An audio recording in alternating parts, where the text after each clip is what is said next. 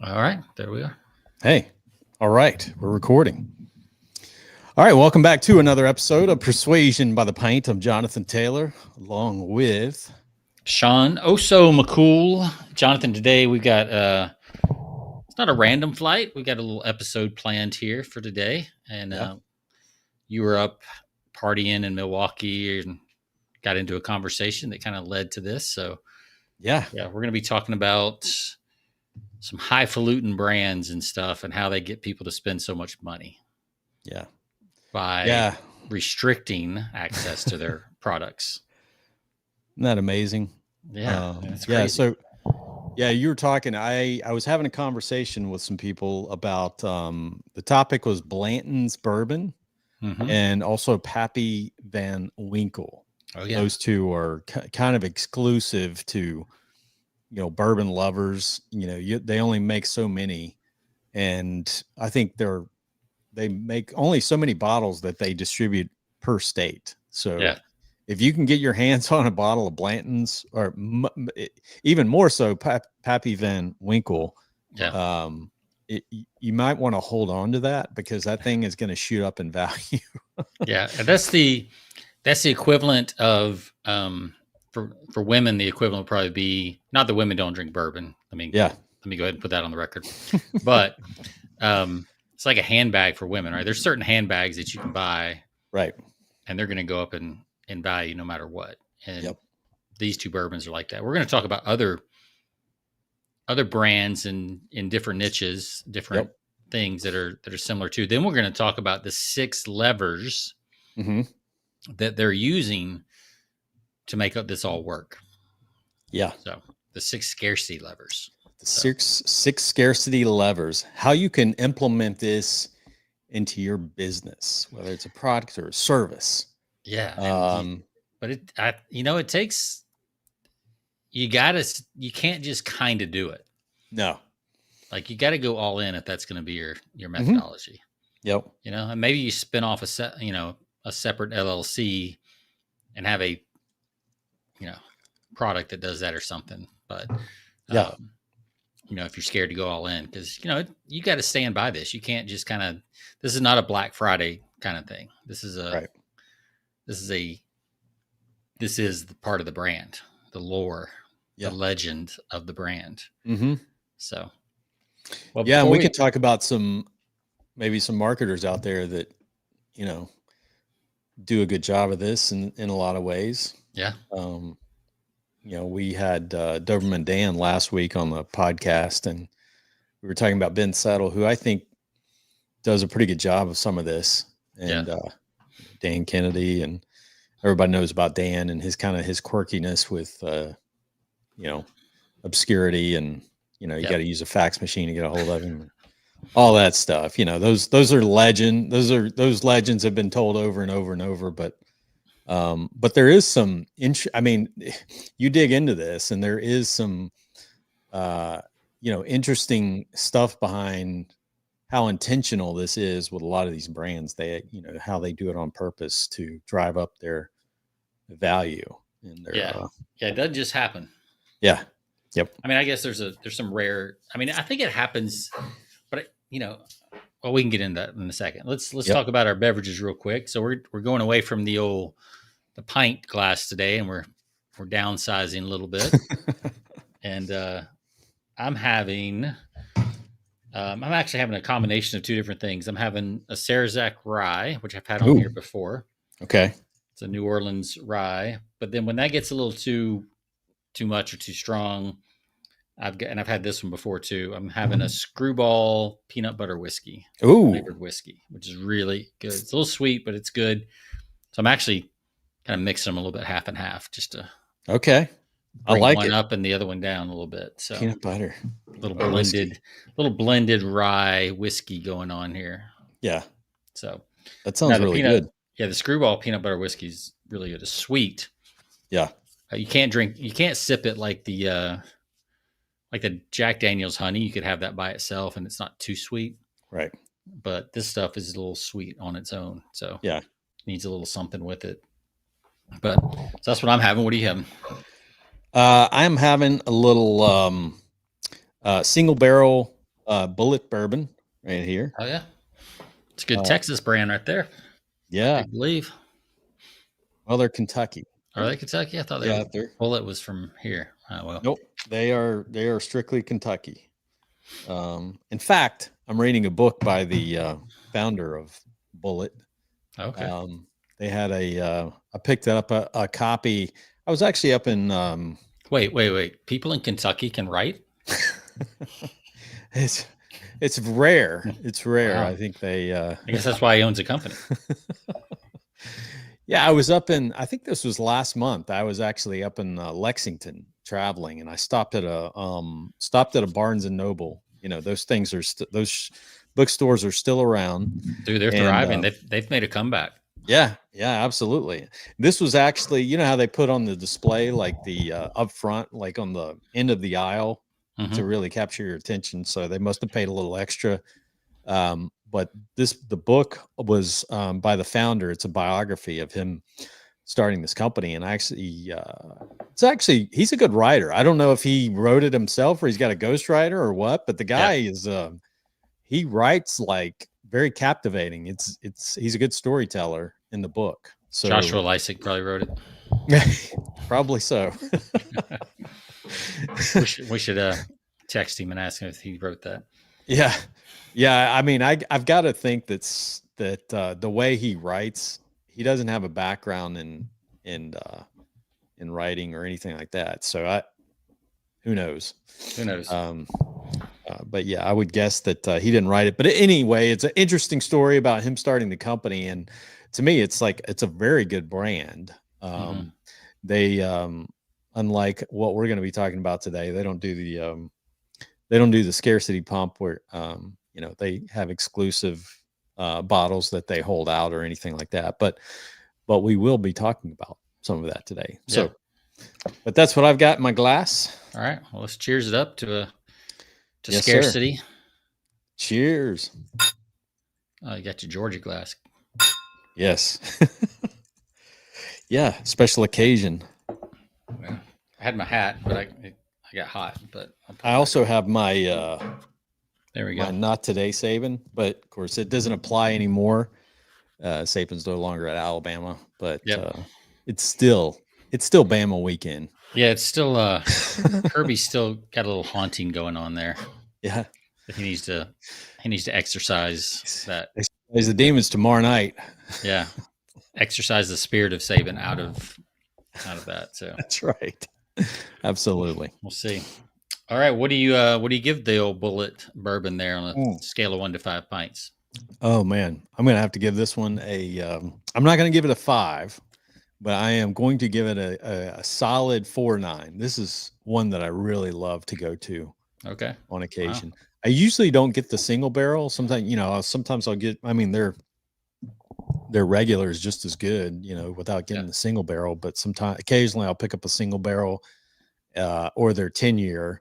Their 10-year is really good too. Do you like the smokier? Because it gets smokier as it ages. Do you like the smoky, or do you like it a little more smooth? I like a little smoky in mine. Yeah. I like the smokiness. Yeah, I'm a little more on the smooth side, which is actually good because it tends to be a little cheaper. Yep. So I can go cheap, man. I can go cheap. Yeah. So, all right. Well, let's jump into this. We're going to be talking about the 6 levers that attract affluent buyers, and like I said, we started out with Blanton. Yeah. So why don't you tell for people that aren't real familiar, you kind of told a little bit, but the 2 big brands in the bourbon world that do this are Blanton's and Pappy Van Winkle. Pappy Van Winkle, famously difficult to get a hold of. In fact, if you can get a hold of a bottle, it's kind of like they make it almost like a badge of honor if you can get one. I don't even know how you begin to start. Do you have to pay off the shopkeepers and I get it on the resale market. You could probably find it, but it's literally like winning the lottery if you can get a bottle. Blanton's is a little bit kind of a step down. I've found particular clubs or places like that will serve Blanton's if they have it ready, but you're going to pay a premium Oh yeah, on a by the glass. glass. I mean, just Yeah, a glass itself, you're going to pay quite a bit of money to get, yeah, just to get a glass of it. So, yeah. I've um, often wondered, like, because especially like Blanton's and Pappy, these other brands we're going to talk about are kind of different, mhm. but like the retail for them, if you can find them, is not super crazy. Mm-mm. It's the aftermarket that Yeah, gets crazy. absolutely. Yeah. So it makes me wonder, like, what is the for the retailer, like, Hmm. what's in it? I mean, obviously they're going to sell out of their stock, Right. because it's going to go fast. Hmm. But it's not like they're selling these things. You can find a lot more expensive bourbons retail wise Yeah. than either one of those. Yep. But it's the aftermarket, man, just goes to the roof. But Goes through the roof. Yeah. yeah, but and then it's the privilege of being able to say you have a bottle, I Hmm. guess, which Yeah. just adds to the lore. Which it just confuses my brain of why they don't take more advantage of that from the retail level. Sure. Yeah. Um, Exactly. Because you're right. The aftermarket drives it up. yeah, Um, 10, 20x sometimes. yeah. Yep. So, which I guess is cool. I mean, it makes people want your stuff. It keeps kind of the lore out there. Right. Obviously, you're not playing you're not trying to scale a brand to be Jack Daniels or anything like that. Right.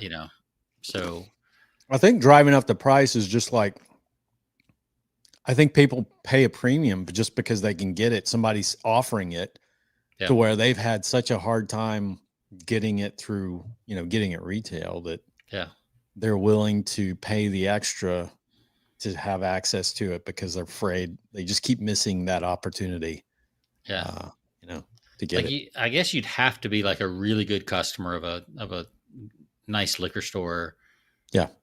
and just have money down on deposit to, Hmm. to like Yeah. claim that bottle when it comes in. I guess I Right. don't know. Haven't really checked Absolutely. Yeah. into I it mean, because yeah, you got to have got to have some insider, I insider guess. connections. Well, let's talk about some other brands that are similar as far Hmm. as like they have this scarcity thing going on. Yeah. Um, let's start with watches. Yeah. I know I'm not a watch guy. Like I've Yeah. had watches in the past, but I've never been a watch guy. Right. I mean, maybe back in high school, I had a couple Swatch watches with Yeah. bands I could change out and things like that. But Yeah. how about you? Are you a watch guy? I'm not crazy. I mean, I Yeah, have like I have a watch that I wear that is a Garmin for working out and every day, and then I thought you were going to say the old Casio calculator the watch. Casio.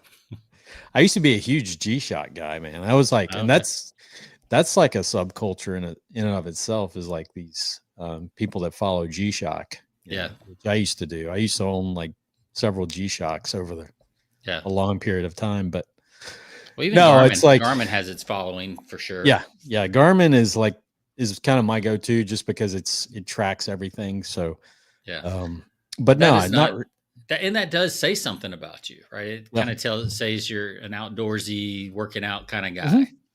right? Well, So there's definitely that's one of the triggers we're going to talk about, one of the levers that we're going to talk about. yeah. But let's talk about like luxury watches, right? Yep. There's the Rolex Daytona. Yeah. And Which retails for how much? man, I don't even know. I think it's uh, You let's can't. I mean, that's like their lowest brand is like 13 grand. Like, yeah, I'm I sure mean, you're not going somebody to get out of, yeah, so 14,000. I see one here. yeah. I see 52,000. Hmm. There's a Rolex Le Mans Daytona White Glow that's Hmm. 259,000. Yep. Rolex Daytona Oyster 50,000. Oh yeah. Those You know, oysters are, just kind of all over the place. I mean, yeah. 259,000, that's pretty high. That's pretty Yeah. good stuff there. But yeah, so the, Rolex, there's usually a wait list. Like if you want a new one, you could find them aftermarket, and Yep. I'm sure in Vegas you could find some in a pawn shop at a pretty good deal. But if you're trying to buy at retail and be the first owner, like a lot of times you have to put your name on a wait list, or you have to buy something else first to be an established client, right? before Yeah, they'll even give you. you can't just jump in and buy one. Yeah, you can't just walk in to the Rolex shop and say, "Hey, I want a Rolex Daytona." Have you ever been? Do you have a Rolex retailer shop in your area? I don't Because know. Do they have their own stores, or are they yeah, just at high end? No, no, I've there's never one. been. There's I've one never in been to one. Nashville that you can go. Like it's in the Nashville area. There's one in one of the shopping centers. You can walk right in. I've seen it. No. They probably have security at the door though. Like, Oh, I'm sure. Yeah, just like some of the, making sure you're wearing the appropriate attire to even walk in. Yeah, yeah. No, I've never been that much of a watch guy. Yeah. I don't know, man. There's so many other things I'd rather spend money on. That watches is But definitely not one of them. yeah, and it's a status symbol for a lot of people. Oh Like, yeah, and I'm just not out enough among the people enough to like to flash that. yeah, I don't work in Wall Street or a big office or anything like that. So for me, it's just I don't even wear a watch. Period. Yeah. Not even an iPhone watch, whatever it's called. So you're not in you're not their target market. I am not. No. So, but I get it. So, and you're even resale. Yeah, I think it's funny, like a lot of these marketers out there that like they like to brandish all of their, and you've seen it, like the people like Ty Lopez and some of these other people that like to, maybe it's not a watch, baby, but it's cars, and it's Right. it's the houses and all of this stuff. So everybody's got their own thing, but Rolex seems to be like an ongoing thing where people like to show that off. It's a status more than anything. But you can get a Timex that'll tell the time just as well as a Rolex, but probably better. Yeah, exactly. Probably better. And probably will last just as long too in some cases, but then no, people want status.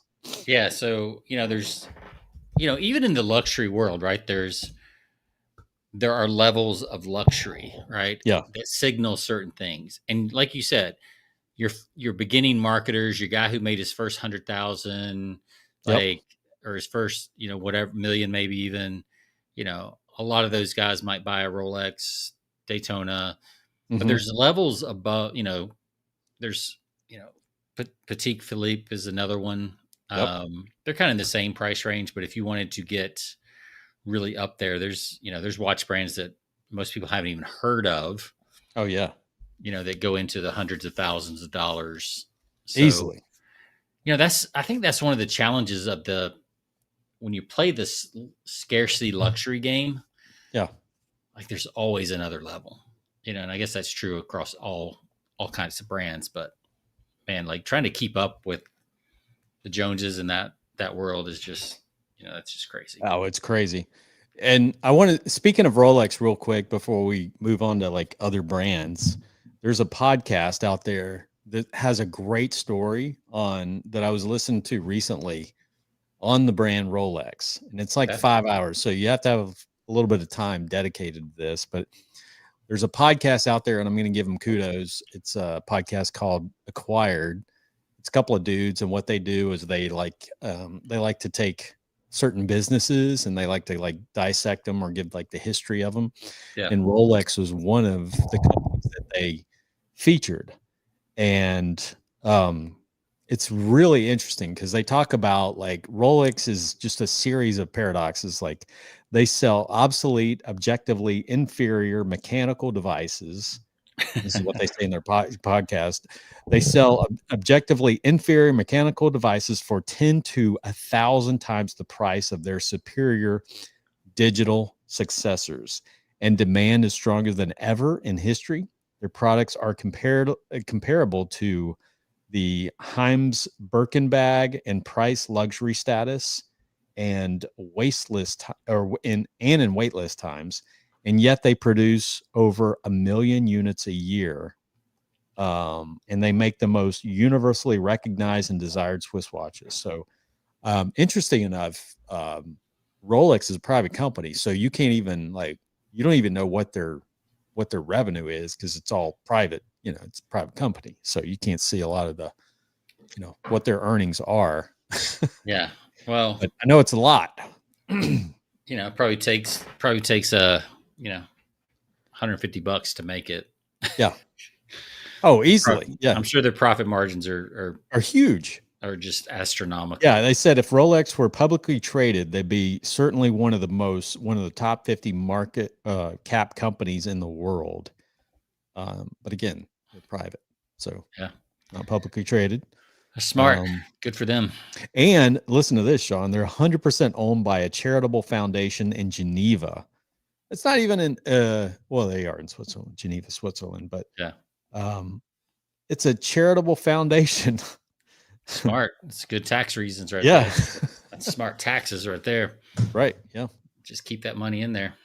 So wow. Yeah, that's crazy. So but 1 million, I mean, I guess when you've got 8 billion people on Earth, but I mean, really their market is probably, I don't know, maybe 1 billion. Yeah. Obviously not their target market, but their potential probably is around 1 billion. So to only make 1 million, even if it's 100 million, was their target market. Like to only produce 1 million. 1 million sounds like a lot until you start thinking about the number of people that might want it. So, and a brand, it's crazy. The brand's been around since the late 1800s. I mean, this is one of the businesses. They do a lot of sponsorships. I mean, they do a lot of sports stuff. Yeah. PGA, tennis. Yep. Professional tennis. You see you can see the Crown logo on all of the, these major sporting events. Well, like the US Open and a lot of tennis, they're like the official timekeeper for those. Yep.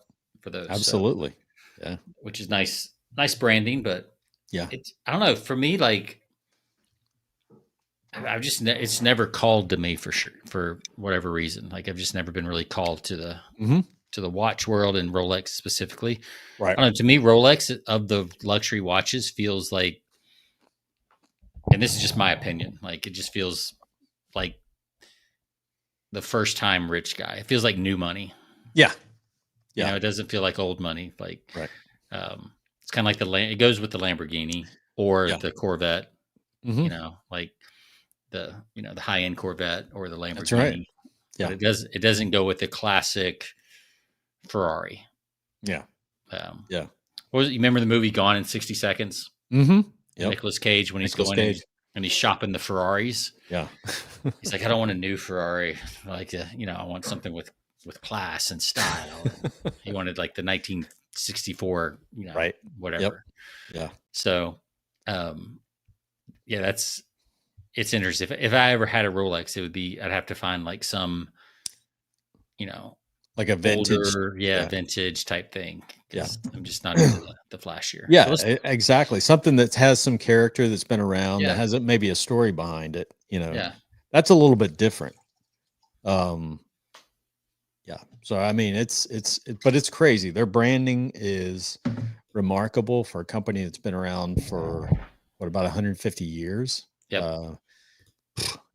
That's very rare. And to be a private company at that, with no stockholders, to answer to, it's pretty cool. Well, we talked about watches. There's some, Patek Philippe is another one that does similar scarcity type model. Yep. We've already talked about Pappy and Van Winkle as far as bourbon and Blanton's, but there's a Burgundy producer. I didn't know about this one. So when I was doing the research, Domaine de la Romane Conti, DRC for short. Like if you're in the know, I guess you would just say DRC. Right. And people would know what you're talking about. Hey, have a bottle of DRC. I'd be like, okay, great. What is that? What is that? But apparently they cap production so tightly that even billionaires need connections to buy it directly. Wow. So this is like a super rare Burgundy that people like to buy. Then I saw another one. What was it? Yeah, Harlan Estate wine. Yep. You can't order it. You get allocated, and there's a membership Wow. that gets you into the allocation list. Mm-hmm. That, and I assume you just have your credit card on file. When it comes out, you get a couple bottles, and you say thank you. May I have another? Yep. They say no. You may not have another. Actually, nope. Yeah. So watches. That's a place. We got high end wine and spirits, and of course we've already kind of touched on automobiles. So Ferrari is very well known. You don't just kind of same thing. You don't just walk in and buy a Ferrari, right? Even though they have a dealership, like you gotta. They're going to check you out. They're going to make sure you're worthy of owning a Ferrari. Absolutely. And what's funny is like in the internet marketing world and things like that, there's people that try this approach, and they're like, they put people through they have them fill out an application before the sales call. Sure. Trying to create that same aura. Yeah. But it just never, it just falls flat. Like it just doesn't because you're still going to, most of these companies that are doing that, they're not truly vetting the people they're talking to. Right. They'll take whoever has the money. Yep. And Ferrari, they don't need to. So, it's a great business model, but it took a long time and a lot of years of to build up that brand, that value, and of course, hundreds of millions of dollars in racing and heritage and all that kind of stuff as well. So restaurants so if you want, are a good. I was reading about restaurants like for example, up in New York, where what is the you probably read this, or you may have, like who's the new rookie quarterback for the Giants? Daniel. No, the kid from Ole Miss. I forgot his name. But anyway, doesn't matter. So Eli Manning, who's a legend, so to speak, 2 Super Bowls in the last, he's taken New York to their last 2 Super Bowls, and reached out to this young man and said, if there's anything you need, just reach out. I'm happy to help in your development or whatever you need, tips or anything like that. So, he reached out to him, but it was to get, apparently there's a restaurant in New York that you need special invitation. You can't just get reservations on your own. You have to have, I guess it's like a special invite. So, he reached out to him, but it was to get access or get hooked up for a reservation at this particular restaurant. At anything, buddy. There you go. So I thought that was hilarious, but it's a good example of, there's, certain restaurants out there that, create the allure and exclusivity of doing and business. There's probably, you don't hear about those restaurants in Knoxville or even Austin. Even Austin, you don't hear about those kind of restaurants. Yeah. So I think there's a lesson there. Like if you're going to try to pull something like that off, like you need population density. Absolutely. That is high enough that that you can turn a lot of people away. Because supply and demand of restaurants in general. And it helps to live in a city where, half the people don't have kitchens, that they want to be in. Yep. All those kind of things, all those little things add up. So, that's part of the marketing. Like if you're going to open a restaurant like that, you better pick a city that will support that, both from an income standpoint, just a population density standpoint. People eat out probably in New York as much as any city in the world. Sure. We all seen Seinfeld. They never ate at home other than cereal. They always ate at the diner. At the diner. Yeah. The diner. And Jerry had a nice kitchen. A lot nicer than most New Yorkers have. So, but only thing he ate out of that kitchen was cereal. Yeah. That's it. That's it. So Porsche 911R was another example that I found that they released in very small numbers. My dream car is a Porsche 911 Targa. So the convertible with the Targa top. And those are super rare and hard to find. Yep. And they only allocate like one per dealership per year. Yep. So you have to like pre-order it and wait a year and all that kind of stuff. Yeah. Rolls Royce. What's the story behind? Because you can't just take a test drive on a Rolls Royce. I mean, you have to. I mean, I don't know there's a about Rolls process you Royce. have to go through to be part of that community. Yeah, a lot of those are like that. They gatekeep a lot of that stuff. Yeah. And then, of course, we talked about handbags. There's Birkin bags. Yeah. That have wait list, and they do these releases of special colors and all that kind of stuff, so that you have to be a previous owner on a lot of those as well. Like you got to be on a wait list and have already bought some and all that kind of stuff. So,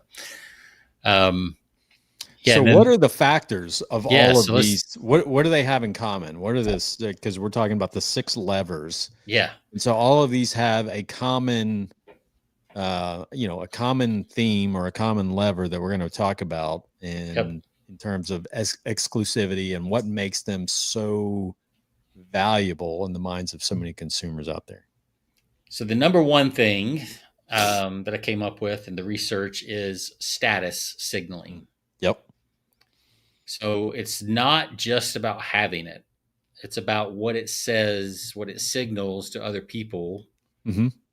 And it's funny, like my wife loves cars and she can spot cars, especially newer cars. She's not into classic cars or anything like that, but she can spot a car and knows, the make and model and the year and everything, from 100 yards or 200 yards away, and I've often said, like, if you drive a nice car, like it matters to other people who drive a nice car, but people who don't really value cars, have no concept of what the car you're driving is worth or like or anything else. So like to people who it matters, but people to who it doesn't matter, it doesn't matter. Right. So it does create like this little, it's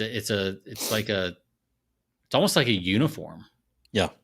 Right. If you're driving a certain car, if you're wearing a certain watch, if you're have a certain handbag, like it says something about you too, but it only says what I think's funny about it. Like it doesn't say it to everybody. It only says it to other people who know about that brand. Right. Like I think we have a preconceived notion that if I wear a Rolex, then everybody understands what a Rolex is and all that, but they don't. Like a lot of people have no clue. They would glance at it and they wouldn't even know it's a Rolex. They think it's shiny. Yep. Some people might even think it's gaudy and ugly. I couldn't tell the difference between a Rolex or, or high end, a fake Rolex or, whatever other high end, supposedly high end watch is out. Yeah. I mean, you could find a high end Casio or Citizen. I think Citizen, there's some Citizen watches that look really nice and are designed after Rolexes. Yeah. If you're 5 or 10 feet away, most people would not be able to spot the difference. Right. But a Rolex buyer would be able to spot the difference. And you'd be in their club if you were wearing one also. Someone like Kevin O'Leary, I know the guy from Shark Tank. He's big into watch, because I think he buys and sells them.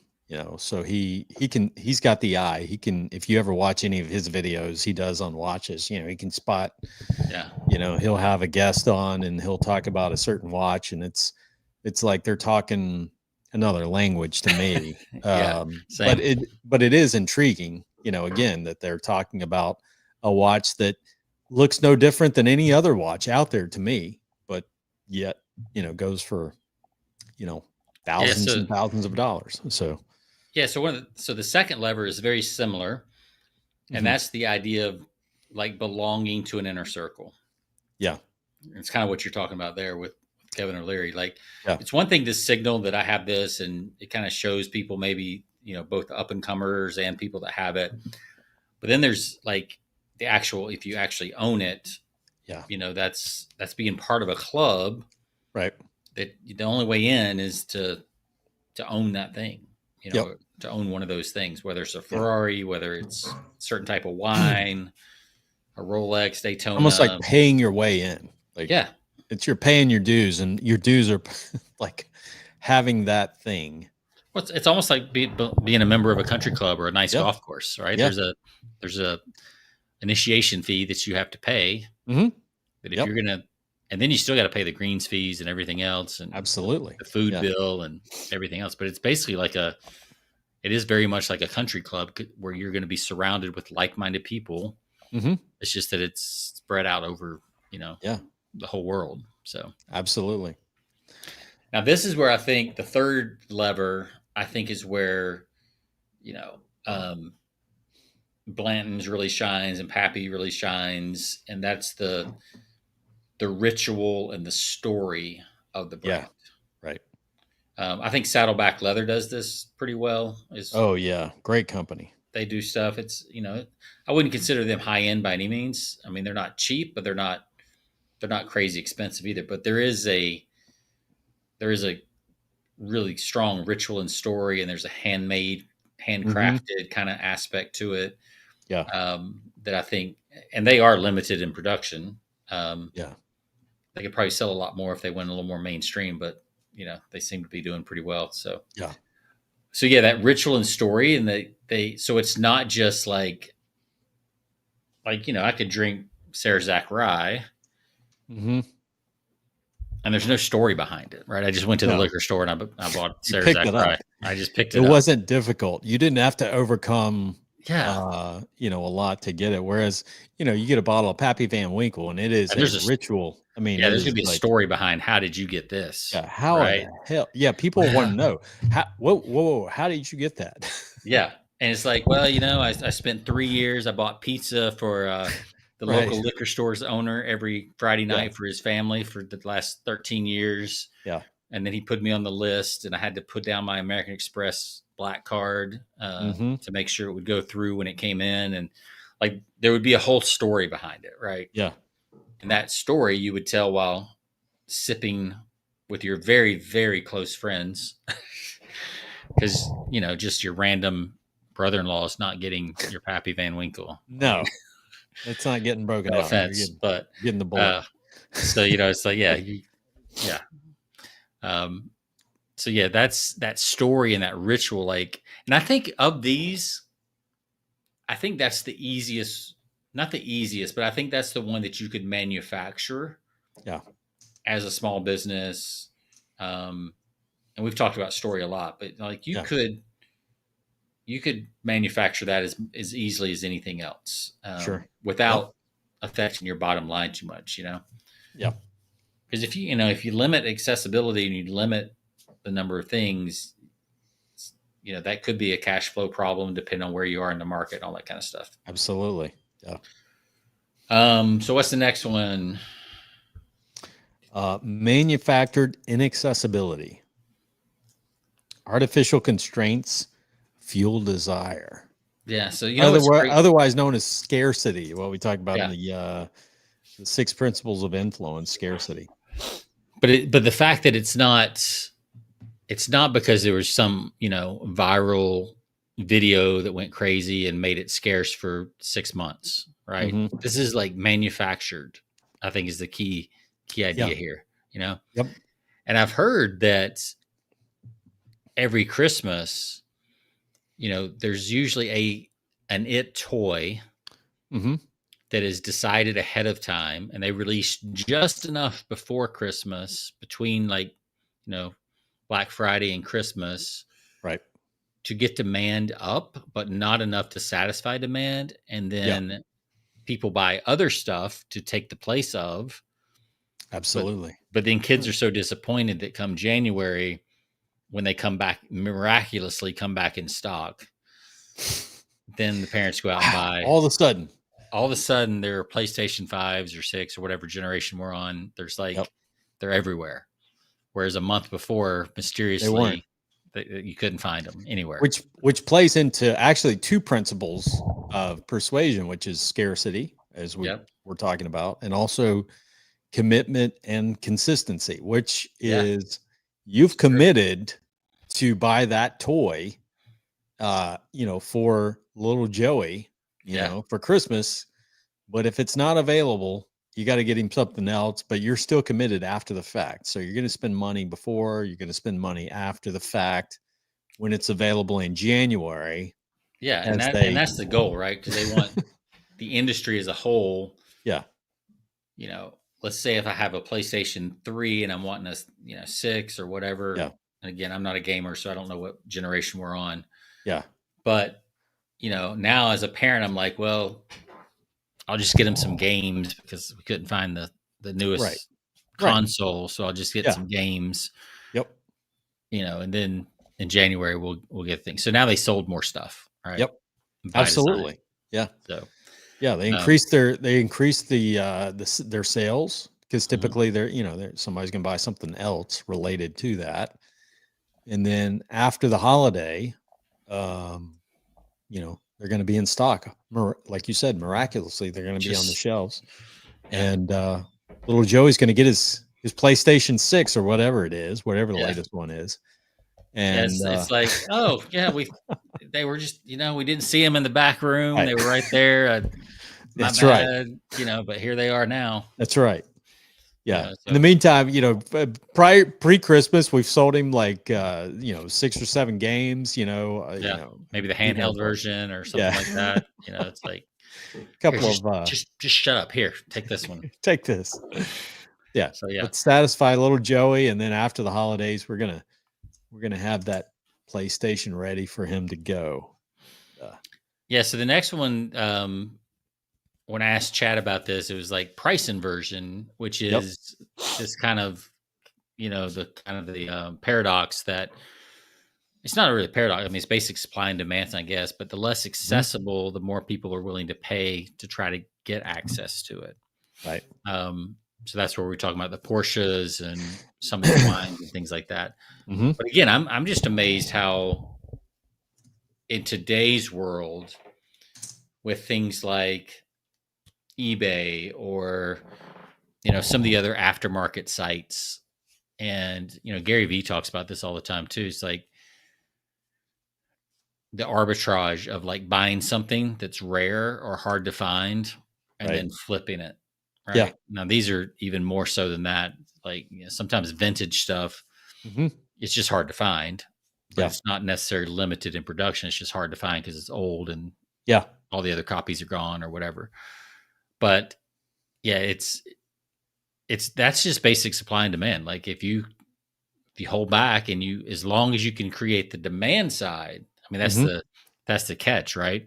Right. If you're going to limit supply as a business owner, you better figure out how to create demand. Right.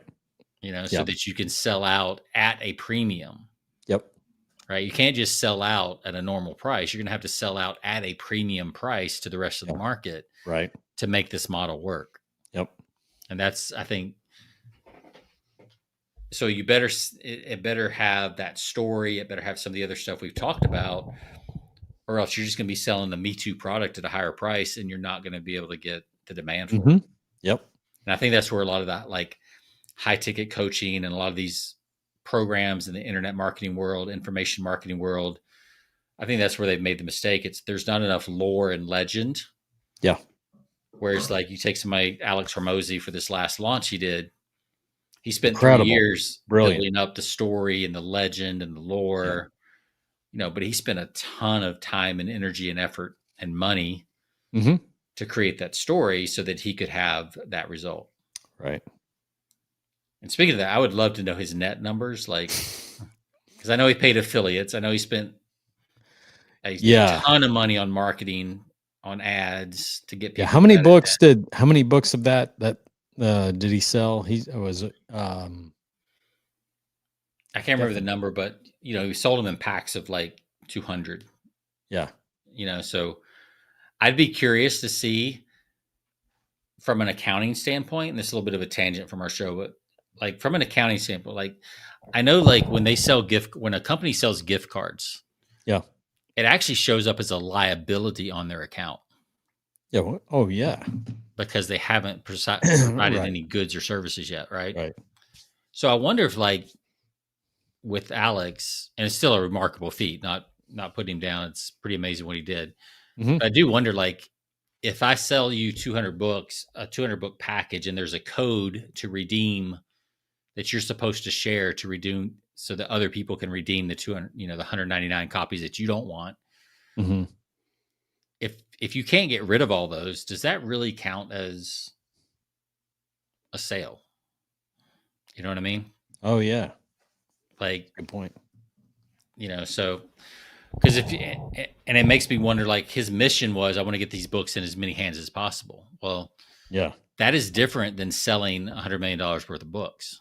Right. When you're selling 2 packs of 200 to, 6,000 people or whatever it was, that's not the same thing. That's not the same goal, in my opinion. So, um, I'd be curious to see how that all shakes out in the end. And who knows, maybe you can get a contact with him and we can get a He conversation. sold 2.5 million books at Okay. $30. I mean, that was the initial off his launch sale. So I don't know. Yeah, and I those think numbers have most of increased. those were like packs of 200. Like, Right. that was the big offer, right? You paid like $6,000 and you got 200 books plus the course and plus Yeah. all that stuff. So if 2.5 million, I mean, still, 10,000 or so. Did around 75 million on his initial book launch. Yeah. Yeah. So not a scarcity play, but there's definitely some story. And it was scarcity from the standpoint is like, this offer is only available today type thing. Yep. So, yeah. All right. So the last one, I think, is one of probably the strongest levers, but it takes a lot to make this happen. It takes a lot of work from your marketing department, from your customers. Yep. And that is identity anchoring. So this is where the product becomes part of who they are. Yeah. Like, it literally becomes part of their identity. You give an example. So they give an example here of Patek Philippe, and we're talking about the high-end versions of those. Right. It says you never actually own a Patek Philippe. You merely look after it for the next generation. So there's a sense of like, this watch is so valuable that I'm just keeping it for the next generation, and I'm going to pass it on. It's part of my legacy and part of who I am. And we talked about saddleback leather. That's similar to what's their logo? What's their slogan? Is like, they'll fight over it when you're dead. When you're dead. That's awesome. That's one of the best taglines ever. I love it. Yeah. I wish they would push themselves a little harder, but yeah, they seem pretty chill and they're not really in it for that. What a great line. Yeah, they'll fight over it when you're dead. I wish I could steal that. I'm sure we could for other markets. Yeah. I mean, it's because, you instantly see that, right? And that is, like, we've talked about Eugene Schwartz's Brilliance Breakthrough, where you go through that workbook and you learn to put sentences together that create a picture in your head. Yeah. Like, that tagline puts a picture in my head instantly. Like, I can see kids, after the funeral, they're back at the house and they're going through dad's stuff or mom's stuff, and they come across the saddleback leather bag. And they're like, I want that. No, I want that. It's like, no. I went on the trip with him when he used this. Like, absolutely. It all boils down to, who was with dad on that particular, during that trip or whatever, Yeah. So it's like, you can see that scene in your mind, though, right? Like, how that would play out. And, families are, the tagline, families are fractured over this bag, is probably not great. But, families, brothers and sisters never speak to each other after owning this bag. Sure. That kind of thing. That's not as catchy as they'll fight over when you're dead. But, but the identity Birkin bags. That's like, if a woman walks into a room with a Birkin bag, again, I think this is important to understand. Like, it matters which room she's walking into. Right. You can't just walk into any room and the Birkin bag means something. It has to be the right room, to mean something to somebody. Right. So even though it may be part of your identity, if it's not part of somebody else's identity, it doesn't really matter. Like, it matters to people who know it matters, but it doesn't matter to people who don't know that it matters. Yeah. And that's true with cars, watches, subscriptions that you might belong to. Like, if you're in the internet marketing world, there's a little bit of identity to, being a subscriber to Ben Settle, like you mentioned at the top of the show, right? There's, Yeah. oh yeah, I get his newsletter. Yeah. I mean, it's not like a high end thing, but it's, Mm-hmm. it does put an identity around you. Sure. And you're instantly going to have some rapport with other people in the room that are also subscribers. Right. Right. So, but he's very tight on, yeah, it's a tight group. And yeah, if you violate any protocol, yeah, you get locked out of that group. Well, I tell you, there was one of the more famous copywriting seminars of all time was the Gary Bensavinga seminar. Yeah. And there's an order form that, I think it's still up because I don't know that he ever sold all the copies. And they're like, you could still go buy it, but it's like $5,000 for the seminar on CDs. And you have to sign this whole like non-compete agreement. You have to sign this, non-disclosure agreement. Yep. And you have to agree that you never share the CDs with anybody. You never resell the CDs. Like there's this whole list of things that you can't do with the CDs. And I think there was like, I can't remember what it was, 1,000 copies available or something like that. I don't know if that's still up there or not, but that was a very much a scarcity limited model play. Yeah. Interesting. This just reminded me of something. When I worked at Stansberry back in the day, 2010-ish, and Mike Palmer was my copy chief. And one thing we talked about was like, especially on back end products, he was like, never say like, he was like, be very careful if you're ever going to put a quantity on something. Okay. Like if you're only going to have 1,000 members and it's $500, he said, you have to be very careful about that because people will do the math and they won't like it because you're making so much money. So if you have 1,000 people paying $500, that's $500,000 that you're making off this newsletter. Right. Well, in that market, that could be offensive to some of the buyers who are scraping together their last $500 to buy that newsletter. Right. Right. So you have to know your audience. Yeah. Before you start putting those kind of numbers on stuff. So if you're going to limit stuff and you're going to limit quantity at a certain price, you want to make sure that's not offensive. Absolutely. To your market. Yeah. Financial guys aren't going to appreciate the fact that you're making, 60%, that 60-70% margins, on them. Yeah. That you're just making $500,000 for sending out an email, basically. Right. Right. They don't like that. Right. It doesn't feel like work to them, to that crowd.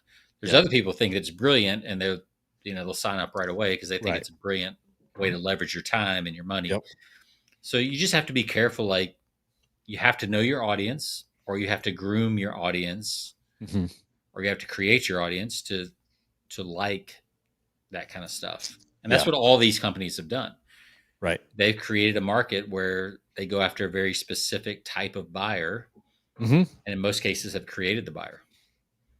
Yeah. If you go to, I was talking, you go to a bookstore, which are making a comeback, as you said, Sean, and you go to your magazine rack. I mean, that's just a prime example of, there are magazines out there tailored to affluent, luxury brands, right? Yeah, the Robb Report was one of my favorite. Report. Yeah, I was trying to think of the name. Like, what is that? Robb Report. It's like everything like that is exclusive or, over your budget that's what they talk about in Robb Report.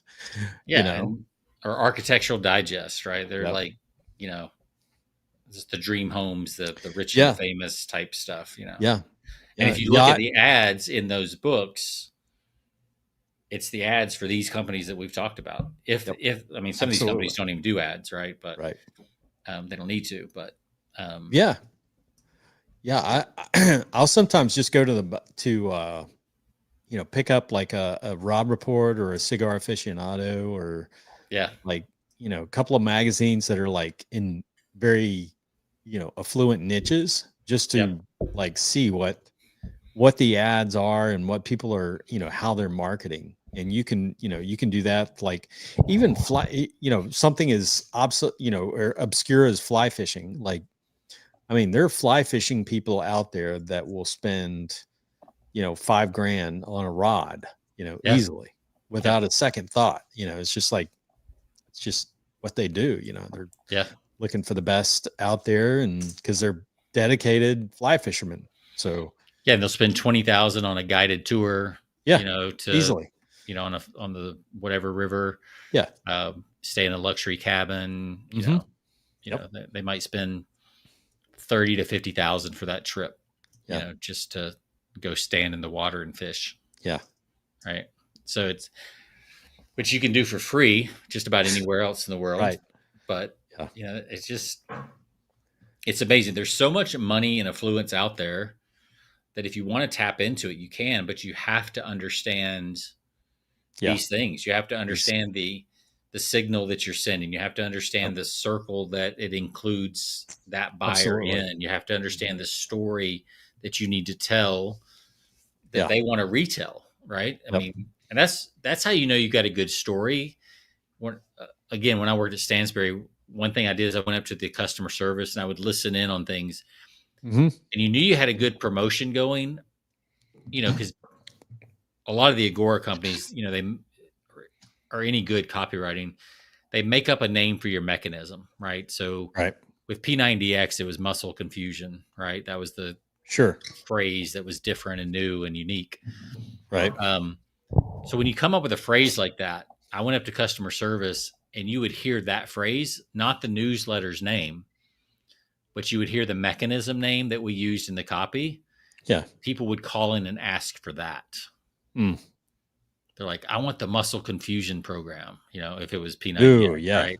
They don't say I want P90X. I want the muscle confusion thing. Right. We had that same kind of thing happen with, you know, different promotions. And that's how you knew you had a winner, because that was really sticking. Sure. And I think this is the same way. You've got to have Hmm. that kind of something that people tie on to, Yeah. and that they really want, that story, that mechanism, or whatever it is, the identity that it creates, Absolutely. whatever it is. So I got a good friend of mine. He's a pilot, and he owns two airplanes, so that's his thing, so he, that's where he spends his money. And, anything, if you go again, going back to the, going to your local magazine rack, you can see, it's broken down by genre. yeah, You can see boating, whether it's a yacht, people that love the yacht life, whether it's people that are pilots that like their own private airplane. They have magazines for those people. And yep, so you pick up a copy of that and you can see exactly, it's always fascinating to see some of the ads, in those magazines, or a Rob report, just more of yeah, a because general. it tells you a lot about the person It does. who does that hobby, right? Yeah, And it doesn't exactly. have to be a high end hobby. I mean, it could be Oh, cycling, right? no, exactly. I mean, road cycling compared to mountain biking is a very Mhm. different crowd, Yep. right? Yep. If you're a road cyclist, you probably have a higher income. Easily. Yeah. You probably have more Yeah. More than mountain free, biking, I would say you would be at a higher. even though mountain bikes aren't cheap, but No. there's just something about a road cyclist that there's a demographic for sure Yeah. that they're high Yep. income. They Yep. have they have a pretty good amount of free time, because if you're going to go for a road bike ride, it's going to be 3, 4, or 5 hours if you want to Yeah. get a good ride in. Absolutely. You Yeah. don't just go out for 30 minutes, right? It's kind of Right. like golfing, like it's Yep. half the day at least. Yep. Yeah. So it is interesting to like really look at, the average person would say mountain biking and road biking are the same thing. Like, it's people Mhm. who like to ride a bike, Yeah. but they're totally different individuals. Totally. Yeah. Absolutely. They have different buying patterns. They have different income levels. They have all Hmm. kinds of stuff. Yep. And if you don't know that, and you're trying to write, and you're trying to get that person as a customer, Yeah. you know, you might get one, but you're not going to, they're just different buyers. Right. So buying those magazines is a great way to kind of get Hmm. a peek into their life and all that. And that's, you know, you mentioned Doberman Dan last week. He's doing his direct mail thing. That's one of the tools that direct mail marketers use. Yeah. Is looking at magazine subscribers and buyers to see what kind of to see the demographics that they have. So yeah. So there's lots of fertile ground out there if somebody wants to start the next, Ferrari or automobiles. We were talking about what was the company we were talking about recently? Vintage, which does the it takes you back if you're a even if like a super tight niche, like people that love Ford Broncos, like those 70 models. We're not talking about the new Ford Bronco model styles, but they're doing something entirely different where they're taking like the 1970 look of the Ford Bronco and they're making a vehicle and they're like building it out with like, leather seating and, everything looks like vintage on the inside, but yet it's got all the modern conveniences. Yeah, exactly. Yeah, you don't have to hand roll up your window anymore. They actually you don't have to worry about like, is the carburetor going to work today? Right. Like, yeah, because they put like a Roush engine in there, which is like a superb engine that they put in this vehicle, but they also give it some of those little nuances, those and there's like companies in each, there's a company that does Land Rover Defenders, the same way, that takes the old models and does the exact same thing. There's companies that do the late 60s Camaros, same thing. They like, custom sheet metal, looks just like the old ones, but they put ABS brakes, they put power steering, and so you get the feel and the sound and the look of the classic cars with all the modern conveniences. And that's a very specific buyer, because there's also buyers, and some of these classic cars in that range can cost 70, 150,000, like if you want a 64 Corvette, you're probably going to pay $150,000, $200,000. It may not even be restored yet. Right. But that buyer is very different than the buyer we're talking about for these modern versions of the old classics, right? Yeah. Like if you're a true classic car guy, you don't want any of the new stuff. No. Right? Because that would be just adulterated version of the car. Right. Yeah. That's like a sin for like. Yeah. I mean, they'll pay an extra $50,000 if it's got the original VIN number and a matching for the engine, right? Whereas the guy that's what's cool, those I was watching like those vintage vehicles. What's cool about it is they give like they give the appearance of the roll up window, but when you push up on the roll up, like what used to be like the roll up is like it's a electric, you just push it instead of cranking it, and it rolls the window up. So even though they've included the modern conveniences of electric windows, which we're all used to, they've still created that vintage look of almost like like the nostalgia of like hand rolling up your window, when it comes to, raising the window. You get that visual and tactile feel kind of the vintage, but God forbid you have to actually crank up a window. So, which my father-in-law, he's an accountant, and the guy used to, I mean, he's changed his mindset since, but I remember years ago, and Rachel and I first got married, is like he used to, even like when power windows were still like tradition, I mean, that was pretty much a given thing. Yeah. He would go with manual roll-up windows just because it was like $200 cheaper.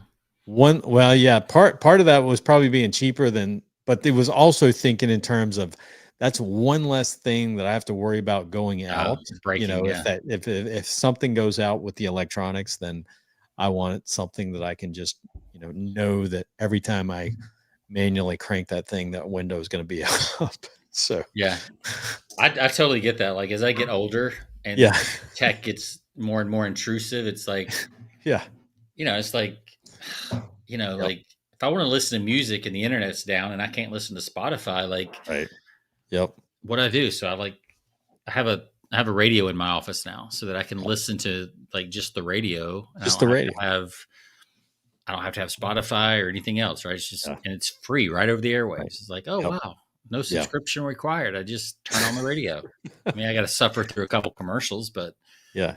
it's not that It's bad. something refreshing about going back to, The analog kind of analog lifestyle. And I yeah. think that's going to make a big pushback. And I think that will be one of the high end premium markets is stuff that's more analog and more, all that nostalgia. I think that will continue to be, and I think like these car companies we're talking about, or these restoration companies, I think that's a good model. Like if you can figure out how to blend the old and the new, I do think that's where the market kind of goes in the future. I do too. Because I mean, the nostalgia of a classic car is great until you actually get in a classic car and try to drive it, and you realize that the brakes it's a piece of crap. Yeah. I mean, it's those rough. things leaked, and they leaked oil all over the place. I mean, you didn't know if it was going to start on any given day. Yeah. I mean, we live in an age where the technology in automobiles are amazing, Yeah. If you know, and this is for our younger listeners, we're sounding like old guys now, but like I've had those cars where I literally did not know if it was going to start right on any given day. Right. And I'd have to like open the hood. I had this one car. It was like I can't even remember. It was like some weird Reliant or something like that. And if it didn't start, I'd have to open the hood. I'd have to go in and jiggle the wire next to the starter. Yep. And I knew just how to jiggle it so that it would go ahead and kick on and start, but yeah, I mean, these young whippersnappers that, Gen Alpha and Gen Z that they don't know, never had a carburetor to deal with, it's like they don't get it. They've always had fuel injection and you never had to pour gasoline in the top of your carburetor to get it to absolutely to fire, to get it going. Yeah. Like, it's crazy. So yeah, there's something about like they don't get it. Like, which is, I mean, hey, the Jeep Gladiator that I've been driving for 3 years, 100% of the time, it's never missed a start when I've pushed that button, So, whereas that was not the case back early on, back in the 80s, when you had a vehicle, like you said, Sean. Especially a Jeep. Oh, good Lord. Oh, yeah. Yeah. You were just cranking on that key, hoping it would just turn over eventually. But usually the battery died first. Yep. Then you got to get a jump, or you got to roll it down the hill, and because it was a 5-speed, so you could jump start it and get you where you're going. But but so, figuring out how to mix the good of that and the good with the bad. Yeah. Take away the bad, the performance, but give you the nostalgia, like what you grew up with. Absolutely. That's a long way from these brands we were talking about, but I do think for sure moving forward, those will be some of the luxury brands that combine nostalgia and the modern efficiencies. Definitely. I mean, like you said, the Bronco brand and the Defender brand, those vintage car brands that are doing that kind of stuff. So, so that's a good way to think about how do I take that into whatever business I'm in, whether it's supplements or whether it's information products or whatever. Right. Yeah. So, if you're a simple, all the way down to a simple, if you have a lawn care service, are you serving? Why would you serve everybody? Why would you not want to be exclusive to, certain people, or certain demographics or certain areas, of your the city that you live in? Yeah. That's interesting. Like, how would you, I'm curious, like how it would take a little thinking to figure that out. But how do you only hit the high end neighborhoods that are willing to pay the same size? I mean, if I were starting that business, that's the only thing I would do I would target the mostly affluent or the upper affluent neighborhoods. And it's probably just like one or two little things that you need to do differently. Yeah. As from a service standpoint, than what the average lawn care company is doing to kind of set yourself apart. Absolutely. Maybe it's the way that I mean, like I can think of like, you only come at certain hours. Like I know when the last neighborhood before we downsized and where we're at now, but the last neighborhood we were in, I love to sit on the front porch and drink my coffee, but man, 8 a.m. on Friday, I could not sit out there because there was Oh a yeah. lawn care company that was there right at 8, blowers going, Right. mowers, like I don't know. I wish there was. I bet you could create a service that used nothing but electric equipment Bingo. that was like Because quiet. there's certain neighborhoods they want it quiet, so you Yeah, could come in and position yourself. It's kind of like the we use all electric equipment. It doesn't smell. It doesn't have, yep. it's as quiet as you can possibly have. It's not silent, but it's as close as you can get. We use, whatever, No noise pollution or something like that. yeah. Like Like there's definitely ways you could do that. We yeah, don't park in front of your driveways. We make sure we're yeah, always parked, somewhere else or yeah. that kind of stuff. It's kind of like the old Joe Polish. Remember, because he used to, before he became, he got into marketing. He was, carpet Carpet cleaning cleaner. Yeah. guy. Yeah. So he used to talk about like how they would go into homes and they would wear these like footies, Yeah. so they didn't, track in. They would always like that was kind of their signature. They put on these little footy coverings, and before they went into your home, and did all of these little, nuanced things that no one else was doing. They would just do a little bit different, right? Yeah. And Yeah. made them. I did that when before I became a copywriter, I had a handyman business in Knoxville. Yep. And my flyers that I passed out, like this was pre apps and everything. Like there was no Angie's List or anything like that. So I would just pass out flyers. But my flyer said, I'm English speaking. Mm-hmm. I don't smoke, and I show up on time. Yeah. Those 3 things are what people were looking for in Oh, of course. a small contractor that could come in and fix stuff that big contractors didn't want to mess with. Right. So to get the job, all I had to do was not smoke, which I didn't do anyway. Right. Be clean cut, shower and like Speak English and not smoke and speak English. Right. And I had, and be there when you say you're going to be there. Be there on time. Which is it's become a competitive advantage just to show up on time. Yeah. It used to be expected, but now it's just, something you do in business that I guess puts you above everybody else. But well, I can tell you, like here in, we just moved into a complex while we're trying to kind of figure out our next move. Yeah. We've had a couple issues when we moved in, had to call the maintenance people, and none of the maintenance people here, because it's a big complex and it's corporate owned. Right. And we're in Texas, like none of the maintenance people speak English. Oh yeah.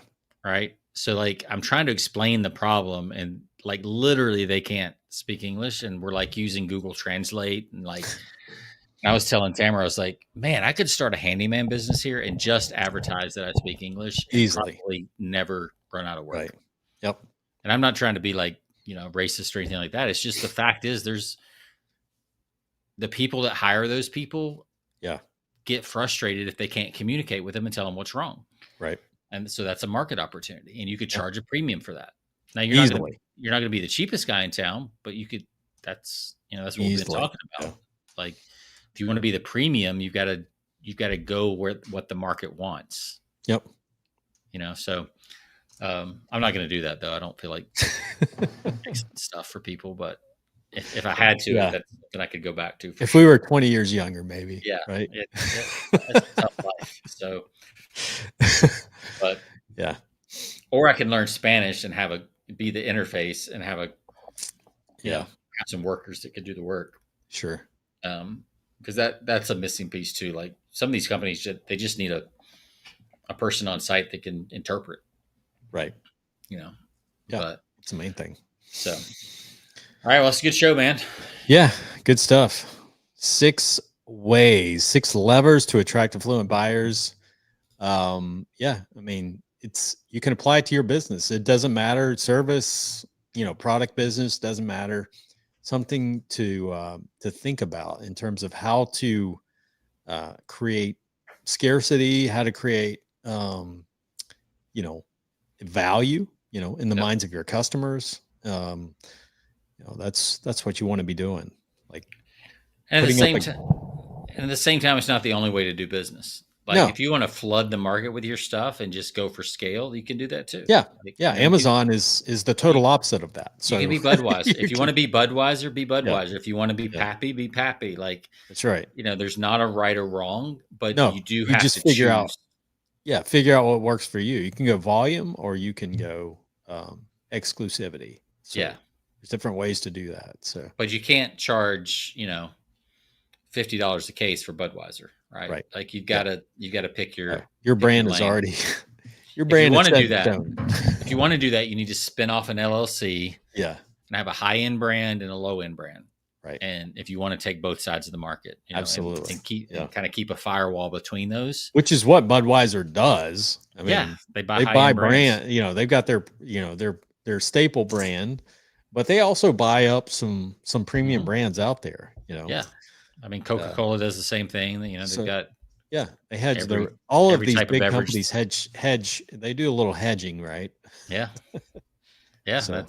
I even heard one time, and maybe we have to do a show on this. I'll see if I can find some examples, but I heard about, I think it was a window and door company. Yeah. And they would go in and they would quote stuff to clients at their regular price. And you're not going to sell all of those, right? You're just not going to, right? Right. They would sell those, and then if they didn't sell it, they knew the price they quoted to that customer, and then they had a separate company that they had spun off that was more of a budget company. Wow. Yeah. And they would market. They would then send a postcard to that house, be like, "Hey, have you been thinking about windows lately?" or something like that. We've got the cheapest windows in town. And then they would go in and they knew where they needed to be from a price standpoint. Yeah. Because they already had that info. I mean, is that sketchy? They're going to buy from somebody. Of course. You just happen to have a little more insider information than the next company. Yep. But it's a good way to capture the market. And they did sell them a different window. It wasn't the same window. So, I think it's legit. Like they sold them a cheaper window and all that stuff. Sure. So, that's another way to do it. It's like spin off companies that serve different parts of the market. Absolutely. Right. Because your basic, your accounts receivable person, you're going to have your staff is going to be about the same, even if you have different product lines. It's basically just having different product lines. Yep. So, all right, man. Good stuff. And I think I'm good on my drinks for today. I am too. Good weekend ahead. Get some good college football coming up, and it's gonna be fun. We've hit that time slot where we're on the cusp of we're kind of getting into October, as we do the show, and we're kind of getting into the nitty gritty when it comes to football, and then we're about to hit the holiday season where we're going to get up our beverages a little bit. We're getting into some hefty. It's baseball playoff season, not for the Braves, but for those who made it, I guess. Not the Braves. Not the Braves this year. So, but it's a good time of year. It's a good time of year for sports if you like sports. There's a lot of stuff going on with sports, but we're going into week 5 of college football season or week 4. Yep. 4. Yeah. And week 4. Some big games this weekend. So that'll be fun. Huge. I think we're going to have 2 TVs because my wife's a Penn State fan. Oh, she's a Georgia fan, but she grew up a Penn State fan. Yeah. And they're playing at the same time. Those games are at the same time tomorrow night. So so we may have to set up a second TV tomorrow night. You got to get the dual screen going. Yeah, I can't do that though, man. I just rather have one separate TV. I've got an extra TV, so I'll just go ahead and set that up and have that playing. Yeah. So, because I don't like, then you're looking at like a square TV compared to the big widescreen. Like it's so 1980s. Yeah. But it's tomorrow is one of those days where it would be nice. It would be a good thing to have multiple TVs going. So to own if your you're into college football, to own your own sports bar. Tomorrow would be a good day for that. Oh yeah, so you can see everything. But then the audio is all messed up. Like you got to pick your audio. That's right. I can watch multiple videos, but I can't listen to multiple audios. That's right. And I'm certain by 5 or 6 o'clock tomorrow evening, you could sell a lot of glasses of high end Pappy or Yes. any of these high end bourbons out there. There'll be a lot of tailgating going on tomorrow. Absolutely. So, well, with that said, you can check us out over persuasionbythepint.com. You can check us out on all of your favorite platforms, Stitcher Radio, Apple Podcast, whatever. Check us out, leave us 5 stars, and hey, we'll check you out next week. We might have a guest. We might not. We might just be doing might just make it up as we go. Exactly. We'll see you then, though. See ya.